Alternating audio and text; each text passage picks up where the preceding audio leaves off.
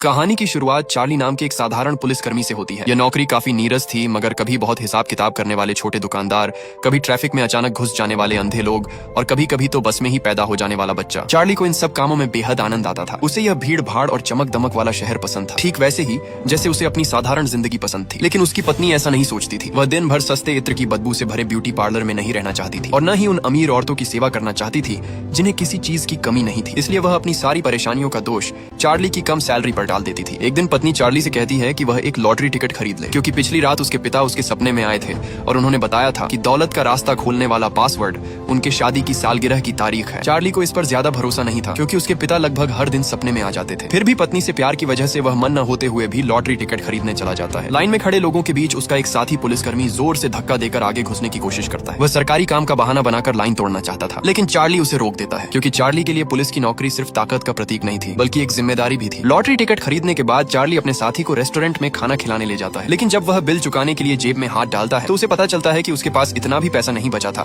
कि वह टिप दे सके। लड़की हल्की सी निराश मुस्कान देती है। साफ था कि ऐसे कमजोर बहाने वह पहले भी कई बार सुन चुकी थी। वह बेबस होकर हाथ हिलाती है और इशारा करती है कि चार्ली जल्दी चला जाए ताकि दुकान के काम में रुकावट न हो। लेकिन चार्ली फिर भी टिप देने पर अड़ा रहता है, क्योंकि वह एक नेक दिल इंसान है। तभी उसका साथी वापस आ जाता है और उसे जल्दी चलने के लिए कहता है। चार्ली उस वेट्रेस से हंसी मजाक में एक बड़ा वादा कर देता है। वह कहता है कि अगर वह लॉटरी जीत गया तो इनाम देगा, और अगर वह लॉटरी नहीं भी जीत पाया तो भी वह अगले दिन रेस्टोरेंट में आकर आज की टिप से दुगनी टिप जरूर देगा। लड़की को चार्ली की इस बात पर बिल्कुल भरोसा नहीं होता, क्योंकि ऐसे वादे लोग अक्सर मजाक में कर देते हैं और बाद में भूल जाते हैं। फिर भी चार्ली की सादगी और ईमानदारी देखकर वह हल्की सी मुस्कान के साथ हाँ कह देती है और उसे जाने देती है। रात को उसकी पत्नी टीवी के सामने बैठी रहती है। जैकपॉट में जमा भारी रकम देखकर उसका दिल तेजी से धड़कने लगता है, लेकिन जब वह लॉटरी टिकट देखती है तो अचानक उसका माथा सिकुड़ जाता है। उसे जरा भी अंदाजा नहीं था कि चार्ली द्वारा चुना गया गलत नंबर ही उन्हें पहला इनाम दिला देगा। वह तुरंत लॉटरी कंपनी को फोन करती है, ये जानने के लिए कि आखिर उसे कितने पैसे मिलेंगे। लेकिन उसकी हिस्टीरिकल हालत देखकर चार्ली घबरा जाता है, और सबसे बड़ी बात यह थी कि उसे समझ नहीं आ रहा था कि वह अपनी पत्नी को उस वेट्रेस से किए हुए वादे के बारे में कैसे बताए। आखिरकार चार्ली हिम्मत जुटाता है और सब सच बता देता है, लेकिन पत्नी उसकी मजबूरी समझने को तैयार नहीं होती। वह $4 मिलियन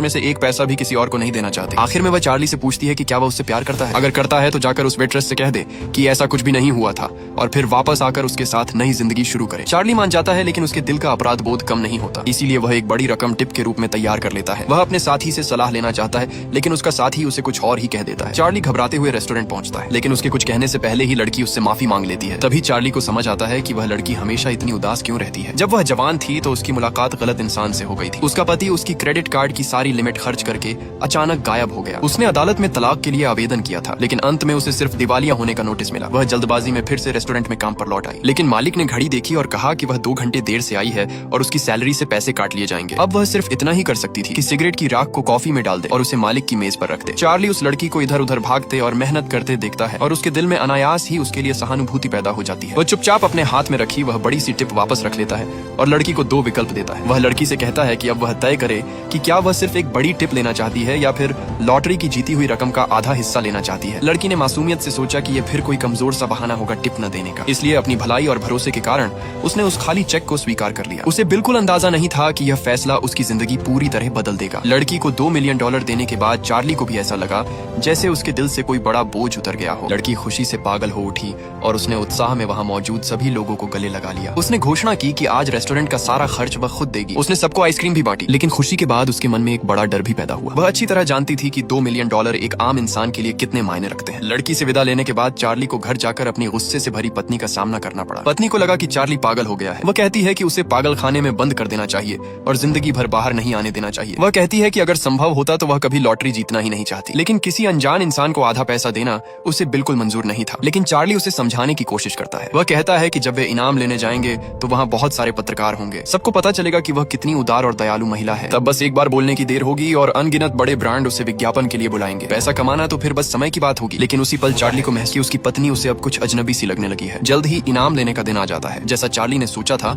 वैसे ही पत्रकारों की भीड़ उमड़ पड़ती है। सब जानना चाहते हैं कि उसकी पत्नी ने आखिर $2 मिलियन टिप के रूप में देने के लिए कैसे सहमति दी। लेकिन पत्नी के पास अपने घमंड के अलावा कोई जवाब नहीं होता। कैमरों की चमक में उसकी छिपी हुई लालच साफ दिखाई देने लगती है। आखिर पत्रकार माइक्रोफोन असली नायक चार्ली की ओर बढ़ा देते हैं। अगले ही दिन तीनों की यह अजीब कहानी अखबारों की सुर्खियों के साथ पूरे न्यूयॉर्क शहर में फैल जाती है। लेकिन इसके बाद उनकी जिंदगियां बिल्कुल अलग रास्तों पर चल पड़ती है। मॉली ने सबसे पहले अपने सारे कर्ज चुका दिए, फिर उसने उस गली के कोने वाला रेस्टोरेंट खरीद लिया। अब उसे अपने पुराने मालिक की कटौती और तानों को सहने की जरूरत नहीं थी और उस रेस्टोरेंट के एक कोने में चार्ली के नाम की एक मेज रखी गई थी। भले ही किसी के पास एक पैसा भी ना हो, वह वहाँ आकर मुफ्त में पेट भर खाना खा सकता था। बस एक छोटी सी परेशानी थी कि घर का फोन अक्सर बिना किसी वजह के लगातार बजता रहता था। दूसरी तरफ चार्ली अभी भी पहले की तरह पुलिस की नौकरी कर रहा था। उसने अपने साथी की पसंदीदा टीम के मैच की टिकट का तोहफा भी तैयार किया। फिर भी वह रोज सड़कों पर गश्त करता था और उसकी जिंदगी इतनी शांत थी मानो ही ना हो। लेकिन उसकी पत्नी बिल्कुल अलग थी। वह अपने पुराने जीवन से जल्द छुटकारा पाना चाहती थी, इसलिए वह लगातार महंगे ब्रांड की दुकानों में जाती और अब गरीब लोगों के बारे में घमंड से बातें करने लगी थी। उसने तो चार्ली को बताए बिना ही अपने पुराने घर को तोड़वा दिया,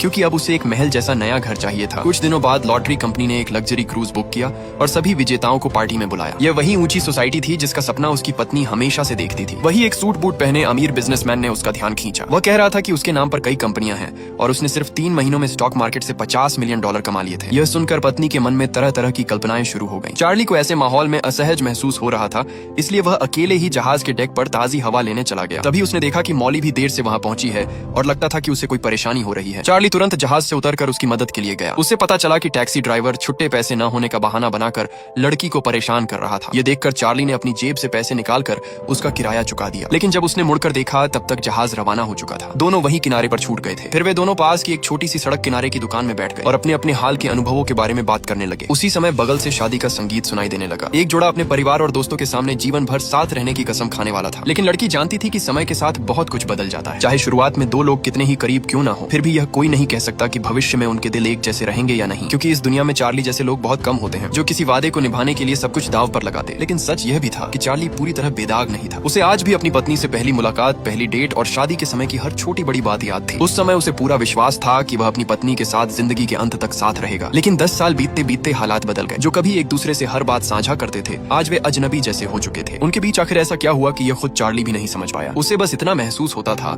कि अब पत्नी के लिए उसकी भावना प्यार से ज्यादा एक वफादारी जैसी रह गई है। मॉली ने इसके बाद कुछ नहीं कहा। उसने बस चार्ली को एक डांस के लिए आमंत्रित किया। जब दोनों की नजरें मिली तो वे एक पल में ही एक दूसरे के दिल की बात समझ गए। लेकिन भावनाएं होने के बावजूद दोनों अच्छे इंसान थे और उन्होंने सीमा पार नहीं की। पार्टी खत्म होने के बाद चार्ली वापस जहाज पर लौटा। वहाँ उसने देखा कि उसकी पत्नी उस अमीर बिजनेसमैन से बड़े मजे से बातें कर रही थी। उसे तो यह भी पता नहीं चला कि चार्ली पूरी रात जहाज पर था ही नहीं। इसके बाद के दिनों में चार्ली और मॉली की मुलाकातें बढ़ने लगी। चार्ली ने पहली बार रोलर स्केटिंग करने की कोशिश की, लेकिन ब्रेक लगाना नहीं आता था, इसलिए वह सीधे फिसलकर ठंडे झील के पानी में जा गिरा। फिर एक दिन वे दोनों मेट्रो स्टेशन गए और लोगों को मुफ्त में टिकट बांटने लगे, क्योंकि उनके हिसाब से जिनके पास ताकत और पैसा होता है वे कभी भी भीड़ भरी मेट्रो से सफर नहीं करते। एक और दिन उन्होंने पूरा खेल का मैदान किराए पर ले लिया ताकि जो बच्चे हमेशा सड़क पर खेलते थे वे एक असली मैदान में मैच खेलने का मजा ले सके। लेकिन उसी दिन जब चार्ली घर लौटा तो उसने देखा कि उसकी पत्नी गुस्से में उसके सारे सामान घर से बाहर फेंक रही थी। तभी चार्ली को पता चला कि पिछले कुछ दिनों से उसके और उस लड़की के साथ किए गए अच्छे काम अखबारों की सुर्खियां बन चुके थे। चार्ली ने बहुत कोशिश की पत्नी को समझाने की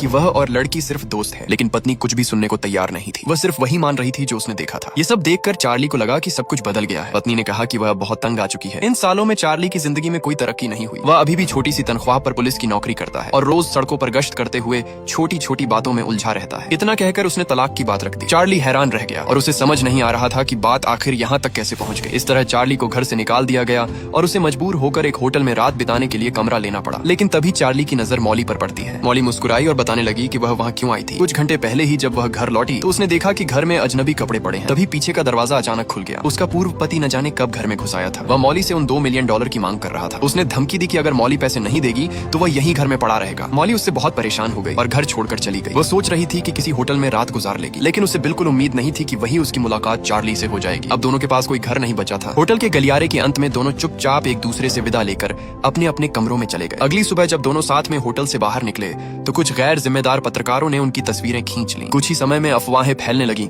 और चार्ली की पत्नी ने आधिकारिक तौर पर मुकदमा दर्ज कर दिया। वह चाहती थी कि चार्ली खाली हाथ घर से निकले और पूरी लॉटरी की। चार्ली अब इतना थक चुका था कि उसने कोई बहस नहीं की और सीधे ही सब कुछ मान लिया। असल में उसे इन पैसों की परवाह ही नहीं थी, लेकिन उसकी पत्नी को सिर्फ पैसे ही नहीं चाहिए थे। उस रात मॉली पूरी रात सो नहीं सकी। उसे पैसों की चिंता नहीं थी, बल्कि उसे यह दुख था कि उसकी वजह से एक अच्छे इंसान का परिवार टूट गया। उसे समझ नहीं आ रहा था कि वह चार्ली का सामना कैसे करेगी। कुछ दिनों बाद अदालत में सुनवाई हुई। चार्ली की पत्नी ने बहुत चालाकी से एक कहानी बनाई और दावा किया कि लॉटरी जीतने का श्रेय उसके दिवंगत पिता को जाता है। फिर उसके वकील ने चार्ली से एक सवाल पूछा। सिर्फ एक ही सवाल में वकील ने चार्ली के सारे योगदान को नकार दिया और इसी तरह चार्ली मुकदमा हार गया। अब चार्ली के पास न पैसा बचा था और न ही सम्मान। लोगों ने पत्नी की बातों पर यकीन करना शुरू कर दिया। सब कहने लगे कि चार्ली एक पाखंडी इंसान है जो अपनी पत्नी पर हाथ उठाता था और पहले से ही किसी और औरत के साथ संबंध में था। और मॉली को भी उन्होंने एक लालची औरत के रूप में पेश किया जो पैसे के लिए सब कुछ कर सकती है। उस रात चार्ली मॉली के घर गया ताकि उसे सच बता सके, लेकिन घर के अंदर कोई नहीं था। सिर्फ फोन लगातार बज रहा था। चार्ली की सारी ताकत जैसे खत्म हो गई। वह शहर की सड़कों पर बिना किसी मंजिल के भटकने लगा। जब उसे होश आया तो वह खुद को उसी परिचित रेस्टोरेंट के सामने खड़ा पाया। वह अंदर गया और देखा कि मॉली वहीं बैठी हुई है, लेकिन अब मॉली को लग रहा था कि उसके पास चार्ली का सामना करने की कोई वजह नहीं बची। फिर भी चार्ली धीरे धीरे उसकी ओर बढ़ा। मॉली बोली कि तुम समझते क्यों नहीं, मैंने तुम्हारी जिंदगी बर्बाद कर दी। चार्ली ने जवाब दिया कि तुम पागल हो। इन दिनों मुझे ऐसा लगता है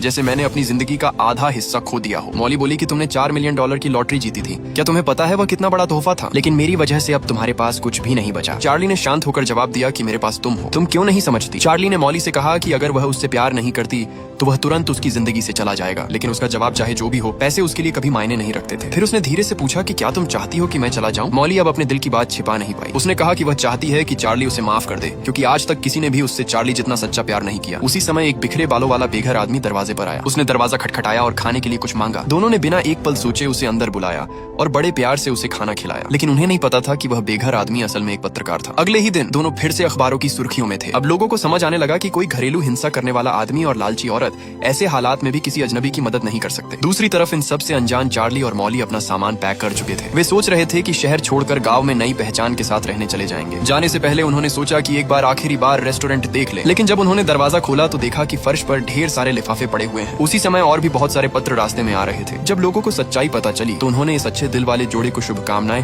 और मदद भेजनी शुरू कर दी। लोग चाहते थे कि अच्छे कर्म का अच्छा फल मिलने की कहानियां सच में दुनिया में होती रहे। चार्ली और मॉली को सारे पत्र पढ़ने और गिनने में 3 दिन लग गए। उन पत्रों में कुल मिलाकर $6 लाख थे। हालांकि यह रकम लॉटरी जितनी बड़ी नहीं थी, लेकिन एक खुशहाल जिंदगी बिताने के लिए काफी थी। उधर दूसरी तरफ चार्ली की पूर्व पत्नी ने आखिरकार उस अमीर बिजनेसमैन से शादी कर ली, लेकिन उसका अंत अच्छा नहीं हुआ। वह बिजनेसमैन उसका सारा पैसा लेकर भाग गया और फिर हमेशा के लिए गायब हो गया। कुछ समय बाद लोगों ने उसे फिर से उसी ब्यूटी सैलून में काम करते हुए देखा और उसी दिन न्यूयॉर्क के आसमान में एक बड़ा गर्म हवा का गुब्बारा दिखाई दिया। उससे लाल रंग के शादी के निमंत्रण पत्र हवा में उड़ते हुए पूरे शहर में फैल रहे थे। चार्ली और मॉली ने तय किया था कि वे अपनी यह किस्मत और खुशी दूसरे लोगों के साथ भी बांटेंगे। इसी के साथ फिल्म यही समाप्त होती है।